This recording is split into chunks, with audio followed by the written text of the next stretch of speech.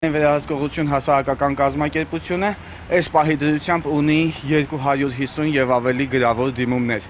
Սա անվստահությունա պետական մարմինների նկատմամբ, ինչը ունի իր տրամաբանական հիմնավորումները, հա։ Զեղծարարության զոհ դարձած քաղաքացին, երբ որ դիմում է ոստիկանություն, ներքին գործերի նախարարություն, ստանում է անլուրջ վերաբերմունք, ինչը հարիր չի նման դեպքերում, տուժողին երբեք չի կարելի մեղադրանք ներկայացնել, երբ որ տուժողը ներկայացնում է, որ ինքը դարձել է զեղծարարության զոհ, համապատասխան մարմինների կողմից ստանում է հետևյալ վերաբերմունքը։ Իսկ ուր է ձեր գլուխը, ում եք փոխանցել ձեր փողերը, ձեր փողերը ձեր կամքով փոխանցել եք ուրիշներին, հիմա եկել եք մեզանից եք պահանջում։ Սա ուրեմն հանցագործությունը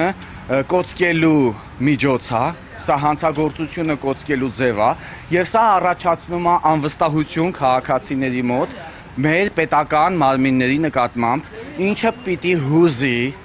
Հայաստանի Հանրապետության գլխավոր դատախազին, եւ սրա հետ կապված մենք ունենք մեր հստակ պահանջները, որը հետեւյալն է։